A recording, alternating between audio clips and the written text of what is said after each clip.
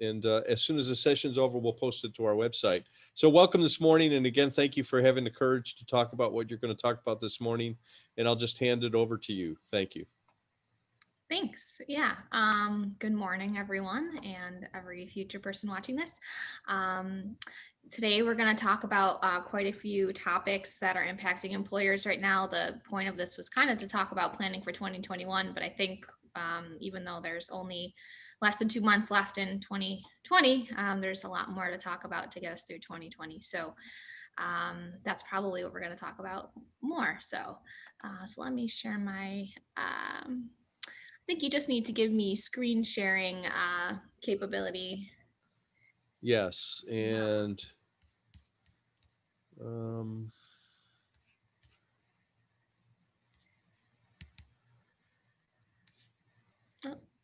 right. Well, we're viewing your screen. I know, and I need to, I'll request remote control here. Let's see. You should get a pop-up for the request. Yep. Thank you. Great. Oh, well, okay. That actually gives me control of your screen, but not so you can't send it on my screen. All right. Let's see what we can do here.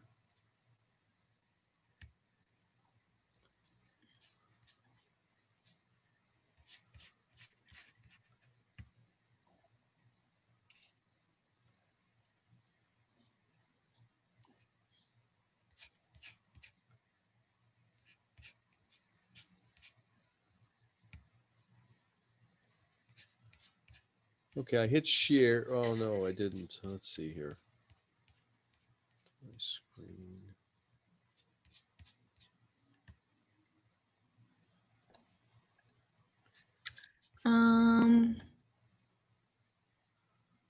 Few options.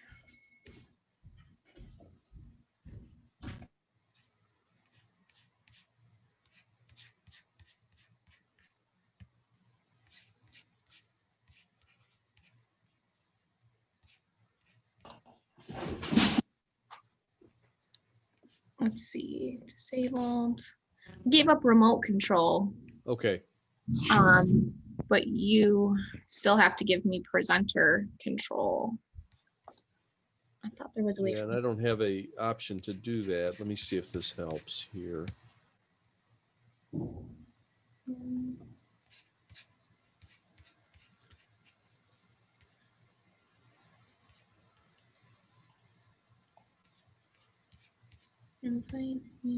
Okay, I stopped that, and let me see if I can continue it on here. Oh, here it is. Multiple participants. Yeah. That should do it. Okay, yes. We are good. All right. All right, excellent. There's always a period in these every virtual meeting where there's simulation to the technology. How many I do. Yeah, absolutely. It's kicking my behind as it usually does, but that's okay. Yeah, and there's like 40 different web, sharing things. But sure. Anyway, here we are. All right. So as I mentioned, so my name's Emily. I own a business called Ally HR Partners. We provide HR services support to mainly small and medium-sized businesses locally here in Western New York who may not have an HR person in-house themselves, or maybe they have someone who's wearing that hat as an office manager or HR generalist, but they're just trying to juggle a lot of things. So we come in and provide supplemental expert support to help balance things from address things from a compliance standpoint, but even a strategic HR standpoint, because there's a lot to be done and a lot of value to be gained from properly managing your human capital. So that's what we do. So today we're going to talk about 5 things all employers need to know for 2021. And again, a lot of this is to know for right now too.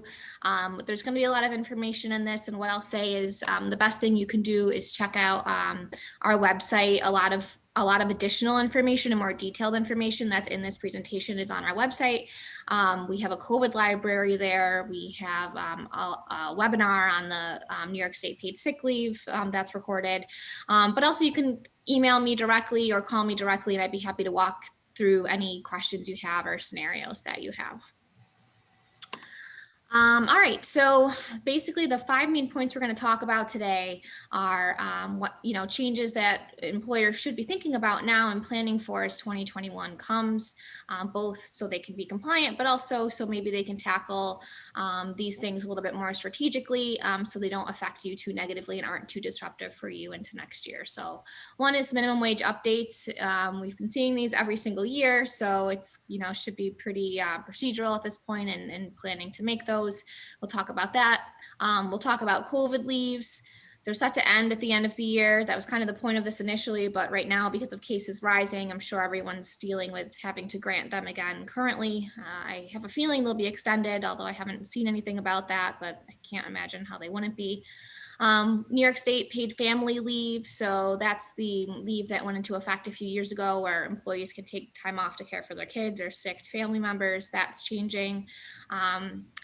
We all probably know at this point, hopefully, that New York State is implementing mandatory paid sick leave or paid sick time off for next year for all employers. So that's a major change right now. COVID's kind of overshadowing that, but that's certainly something to prepare for. And then we'll talk a little bit more about COVID and what you should do to prepare for dealing with that even into 2021, because unfortunately it's not going away. And then some small items at the end of the presentation too. All right. So the first point here, this is pretty easy. We'll start with the easy stuff. Minimum wage is increasing again. So remember, this increased at the end of last year, and it's going to increase this year. And then this is at least the last planned year for now, but I'm sure we'll see increases from here. But basically, minimum wage is going, so hourly minimum wage is going from $11.80 to $12.50. So make sure, first of all, you're paying everybody $11.80 this year, but make sure as of December 31st, everyone's increased to $12.50 per hour. If you have employees, if you're in the hospitality industry, restaurants, things like that, and you pay employees the tipped minimum wage, that's going from $7.85 to $8.35. The tip credit's increasing too, obviously, to coincide with that. And then if you are an employer that's subject to the fast food regulation, you are going from $13.75 to $14.50. Note that will increase again in July up to $15. New York State's been trying to get all fast food workers to $15 an hour. And remember, that only applies to you if you belong to a restaurant group that has 30 or more locations nationally. So probably in this case, it's just going to apply to any franchise owners out there who own like Tim Hortons or McDonald's or something. And even if you yourself don't own all those locations, if you're part of that bigger network, you are subject to this. All right. So that's for the hourly staff. Just a reminder, this is something that a lot of employers, especially small business owners, don't realize, but in addition to the hourly minimum wage, there is a salaried minimum wage. So in 2020, that minimum was $46,000 approximately in New York State. That's going up to $48,750 on December 31st for 2021. So make sure that, first of all, you're paying people that, anyone who is salaried that in 2020, but that you increase it to this new amount for 2021. There's several different categories of exemption status in, federally, actually that's determined. What that means is in order for a position to be eligible to be paid on a salaried basis versus an hourly basis, and therefore not be eligible for overtime, the position has to meet this minimum salary requirement, but also it has to meet duties test as well. So what are the responsibilities of that position and does it qualify to be salaried? So I guess on the most basic level, you want to make sure you're complying with this amount regulation, but if you have questions about whether your position should qualify as salaried or exempt from a duty standpoint, that's a little bit more complicated, and we encourage you to check out or send us some emails, and we could provide more resources on that. But just reminders, wage and hour areas of compliance for employers are really complicated, especially in New York State. There's state regulations, there's federal regulations, and this is also the number one area that employers get audited and get fined for non-compliance. So we've added some checkpoints here of things to be aware of, but if you are unsure or uncertain at all if you're paying your employees properly, we definitely recommend reaching out and we can help you with that, because certainly the little expense that you might spend on getting it right now is well worth it for avoiding risks and or fines and claims later with employees. And it only takes one disgruntled employee to make a claim that then has the DOL knocking at your door and looking at everything. So we recommend reaching out if you have questions about this. All right. So moving on to COVID, I mean, that's probably a hot topic at the moment for everyone.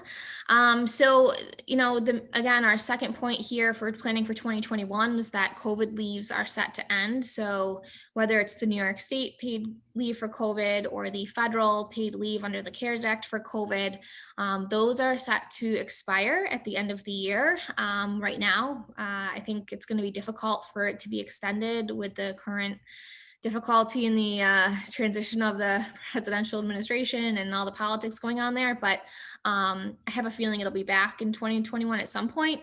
But that being said, it is ending. So just make sure that you have all of your record keeping kind of up to date on this in terms of what employees have used the leave, what you've paid out. Because remember, the way the COVID leave works is that the employer was meant to pay out the time, and then they would actually receive a tax credit from the federal government on your federal taxes to subsidize that. So the point here is just to make sure that you have all the documentation required to receive those credits if you're ever audited, and make sure that you get that money. That being said, you are required to provide this COVID leave until the end of the year. And I think right now, it seems like, at least me personally, I know more people right now that are being affected by COVID than even back in March in Erie County. So I really think our cases are probably worse than they've ever been. So I have many clients already that have employees missing time because they have to get tested, or because they've been exposed, or because they have symptoms. So make sure you understand what your obligations to provide this leave are until the end of the year, and how to do that. And that's a lot of specific information that we can't really go into on this short presentation, but we do have many, many resources on our website to help walk you through that. allyhrpartners.com /resources. You can find all of it there. So we really encourage you to look at that. It talks about how to administer these leaves, but also what to do if someone, is sick or test positive, and that kind of thing. Very stressful, very scary, but don't freak out. We have all the information for you. All right. The third thing is New York State paid family leave is increasing. So, all these different leaves that are out there now, especially with COVID, are very confusing. But paid family leave has been around for quite a while now. The most common reason people use this is after they have a baby. Mothers and fathers can use this to take time off to bond with the child. Previously, up to this point, the amount of leave available was 10 weeks. And you would receive 60% of your pay through New York State, basically the same way disability pay and leave works, up to 10 weeks in order to take that time. Again, to care for a family member, military family leave, or child bonding is probably the most common. This is increasing one final time for 2021. So this New York State paid family leave is increasing to 12 weeks. And it's going up to 67% of pay. So nice. I think this is a really nice benefit if you have kids, to take time off and get some income.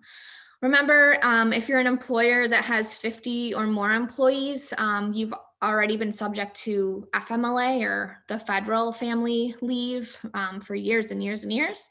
Now, this New York State paid family leave overlaps with that 100%.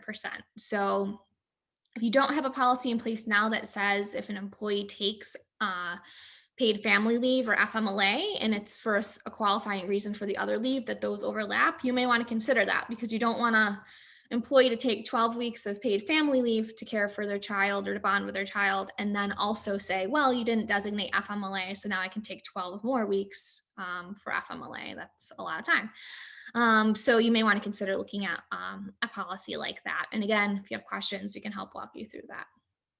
And this also is going to interplay with the paid sick leave as well. So again, New York State paid family leave is increasing to 12 weeks and 67% of pay for 2021. For the most part, this is probably administered by your disability carrier, so you don't have to worry about the payment or anything like that, but just know that it's going up to 12 weeks and you need to plan for employees to take that much time. All right. In addition to the COVID stuff, I think the other biggest impact item here, the biggest change for employers in New York State is the New York State paid sick leave. So this is basically paid time off. It's basically paid sick time for employees. So it's not paid family leave. It's not FMLA. It's not disability. It's not workers' comp. This is above and beyond that. And this is basically paid sick days, like the same way PTO or vacation time would work, that New York State's now going to mandate for 2021. So this goes into effect on January 1st. There are implications that date back to September 30th if you want to do an accrual. But for all intents and purposes, really January 1st is when you need to worry about this. Basically, this law says that every single employer in New York State needs to provide time off for employees to take for sick time or qualifying absences.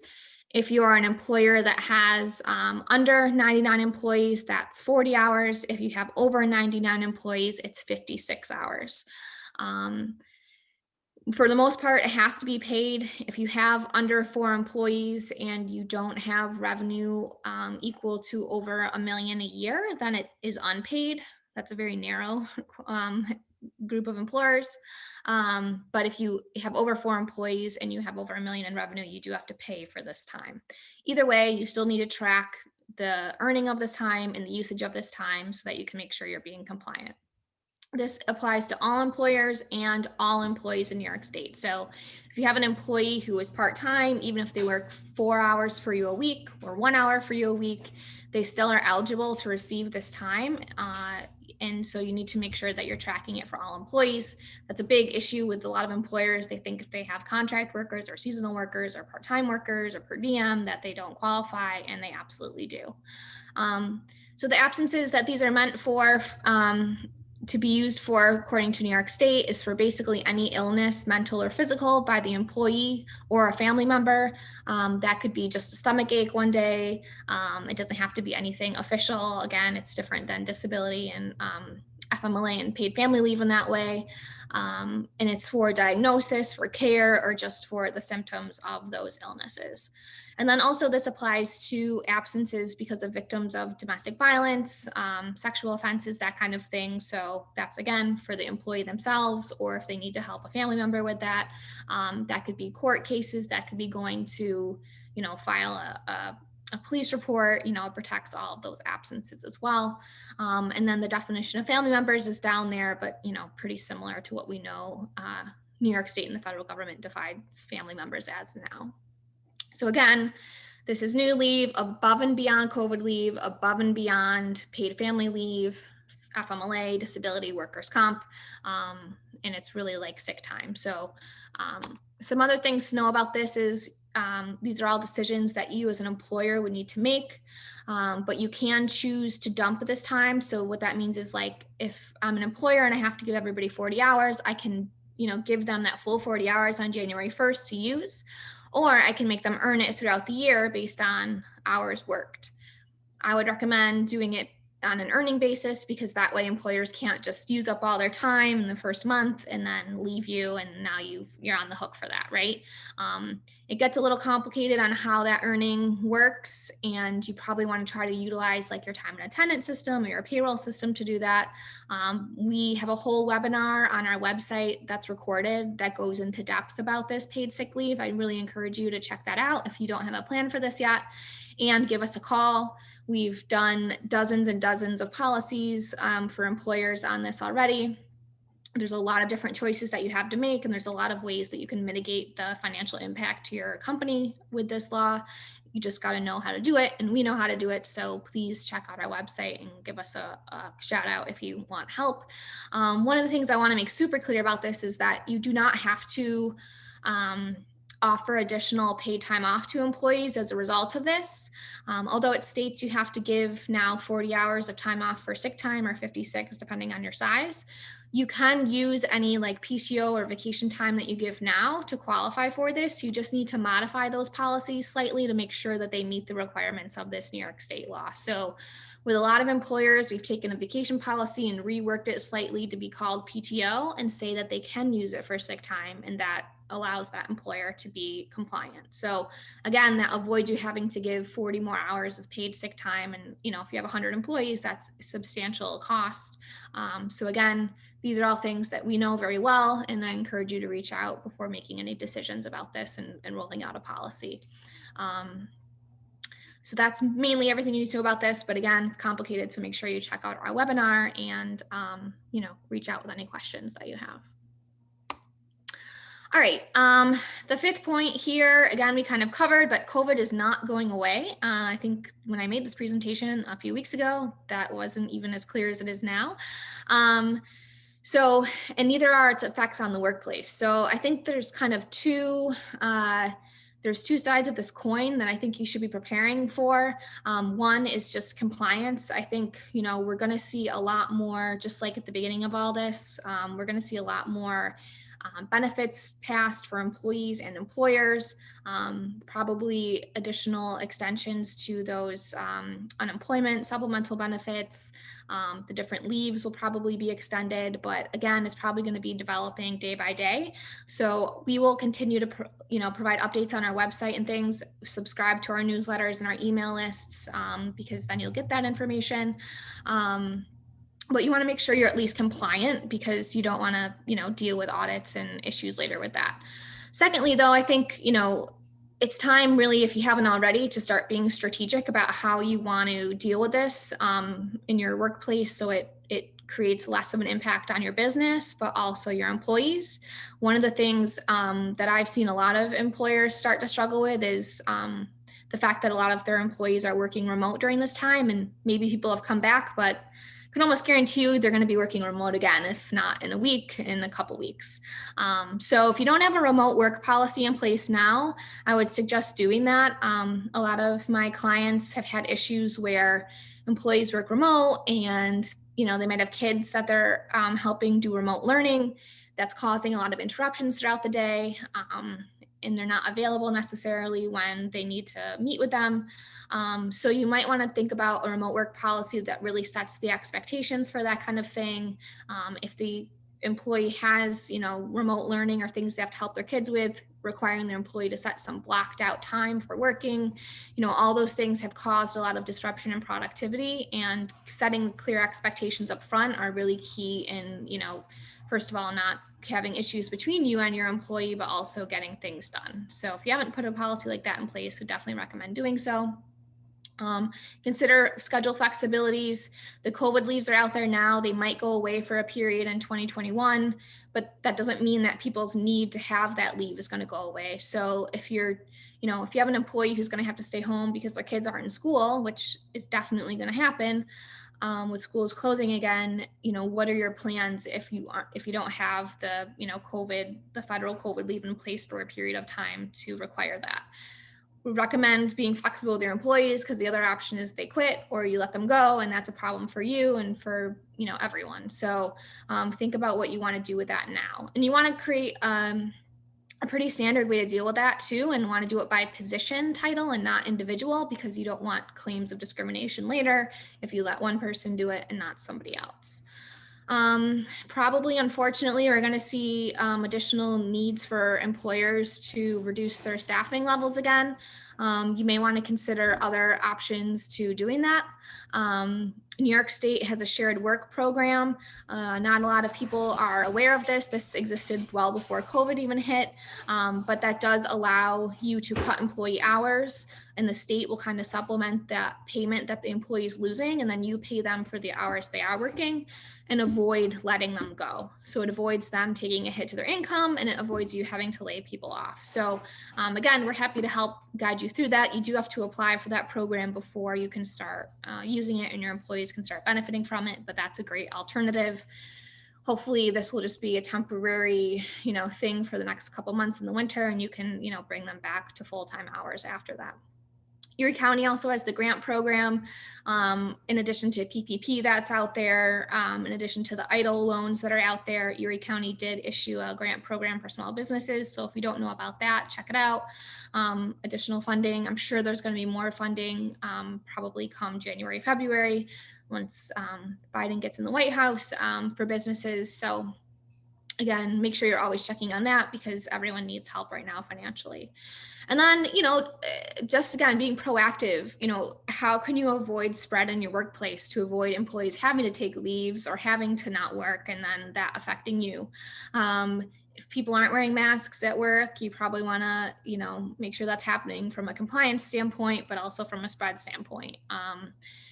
If you aren't doing a survey every day, so what you should be doing before your employees come on site, whether you're a restaurant or an office or manufacturing facility, is surveying them each day and asking them, have they been exposed to anyone who's tested positive? Do they have symptoms? And a couple other questions to make sure that, you're stopping them from coming in before they can come in and spread the virus if they have been exposed or have symptoms. We've seen people get really lax on that in the past couple months when COVID kind of took a dip. But now, people have been coming, back to work, and the virus is out there in a much bigger way. And we've seen a ton more cases at employers getting spread pretty quickly. So make sure you're taking those proactive measures. And what's your plan for dealing with, COVID when it does come into your workplace? So someone gets exposed to a friend, a family member, they start having symptoms, you want to make sure you have it mapped out of what your plan's going to be. Your options are different if you're an essential employer versus not. But if someone tests positive or if someone has symptoms, there are measures you should be taking to have them go get tested, have them not return to work if they, within a certain amount of time, and all of those things. So on our website, again, we have a complete guide on how to handle that, but you do want to make sure you have a plan for that before it starts happening to you, because otherwise it could spread more quickly if you don't respond to it quickly, and also it's going to cause disruption to your workplace. So lots to consider with COVID. Some final points here that are less kind of definitive and tangible, but so some trends for 2021 that you may want to have some strategic conversations with your leadership about, but diversity, inclusion, and equity are all still huge trends in our society. We saw, really the past few years with the Me Too movement and then other movements, we've seen it become more prevalent. But if you don't have plans now, and if you don't have policies or a culture now that really supports these things, you might want to consider, putting some things in place that do. It's going to make you less competitive as an employer in your recruiting, but also you potentially are doing things that could lead to employment claims later that it would be really expensive if you don't have good policies and consistent policies and procedures in place that support these items. So think about that. Think about an EAP program. Employees need help right now as well. Everyone's stressed out. Everyone's, financially burdened. So just think about different things you can put in place to help support your employees, because if they don't have to worry about those things, or if they feel better about those things, then they're certainly more productive for you, right? On the same note, the legal trends, employment claims are on the rise in New York State, but nationally. So that includes discrimination claims. That includes disability claims. So a lot of employers haven't responded to employee requests for accommodations to work from home, for example, because of COVID. They haven't responded to those properly. So a lot of my clients have had employees who have asthma or something, and they've stated they're concerned about coming to work because they have a pre-existing condition that makes them more susceptible to COVID complications. That is a disability condition, and you are required to reasonably accommodate that. And that could include then allowing them to work from home or allowing them to take a leave of absence even beyond the COVID leaves available. So if you don't do that kind of thing, you potentially are putting yourself at risk of an ADA or disability discrimination claim. And, that's going to cost you a lot in legal fees to talk to a lawyer about how to respond to that, even if it's totally, bogus. So make sure that you're responding to this stuff really, thoughtfully. And again, we're here as an alternative to an attorney. If you get a claim or someone starts talking about this stuff, we're much less expensive than an attorney. So reach out and chat with us about those challenges if you're having them. And then the final thing, consider, what systems you're using now. So when we talk about tracking the COVID leave or, tracking the paid sick leave that's out there for New York State, are you doing this all manually now? Are you using a payroll system that could be doing this for you, but you just aren't, maximizing that usage, a time and attendance system? Think about all the ways that you can kind of reduce the administrative burden of these things on yourself as an individual, especially if you're a business owner wearing multiple hats or one person that's burdened with all this stuff. Are you using the systems for, as much as you're paying for them, for what they should be doing for you? Push those providers for solutions. I see so many clients that aren't doing that, and their providers really are not servicing them well in that way. So start to think about those things too, to save yourself some sanity and some time and some money. And then finally, you're going to have to update your employment posters for 2021. That's pretty simple. If you are in an industry that is not hospitality, but you're allowing your employees to take a tip credit toward the minimum wage you pay them. So I'm talking about salons, car washes. If they get tips, you no longer can do that tip credit for 2021. So make sure that you're aware of that. And then PPP data and forgiveness, this is still developing. I'm not sure we're ever going to see an end to when PPP is finally done and the rules are set, but we'll have information on that too. But just some updates. If you have a loan that's under 50K, it's automatically going to be forgiven at this point. So that's some good peace of mind there. And then the forgiveness application is being updated daily. So more to come on PPP. I have a feeling all the PPP is just going to be forgiven at some point here, but we will see.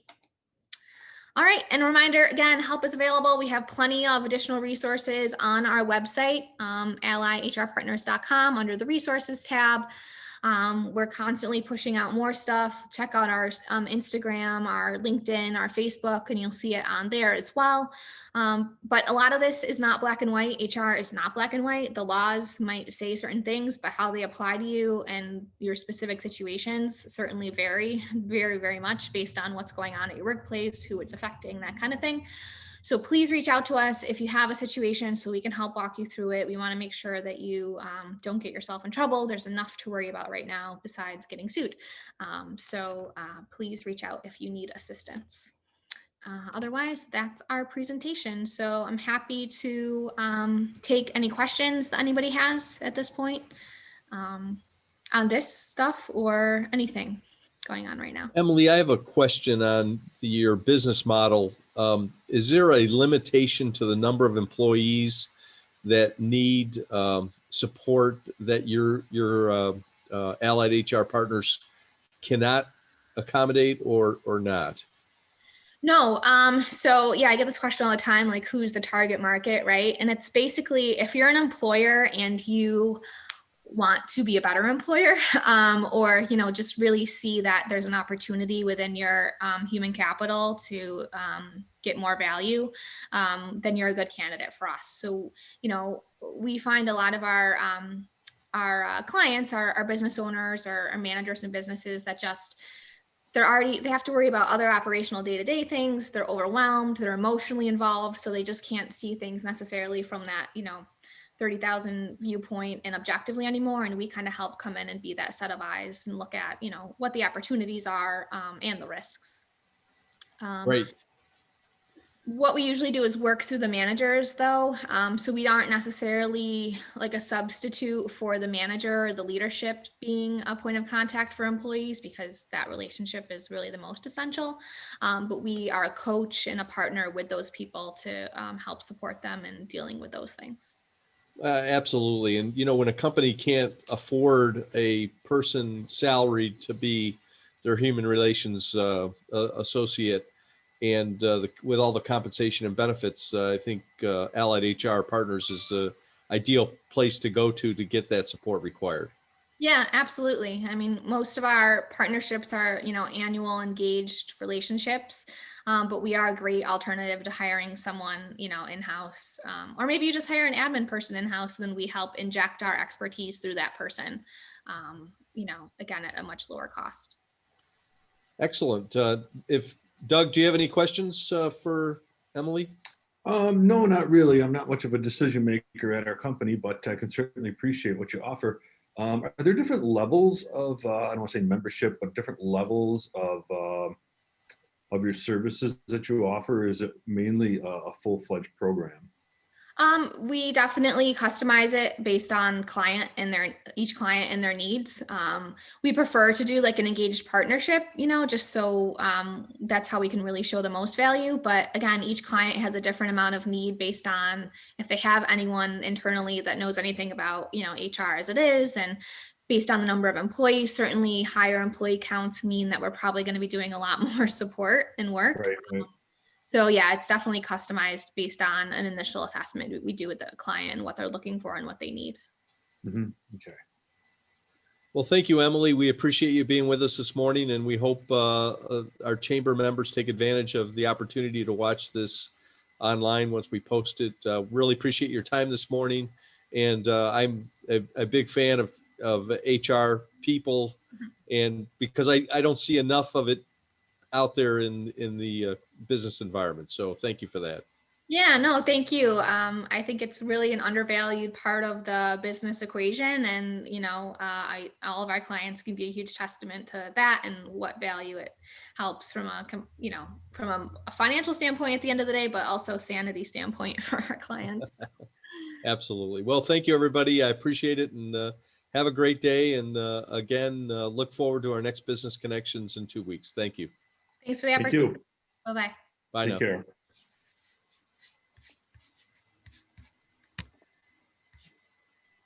Okay, and stop recording.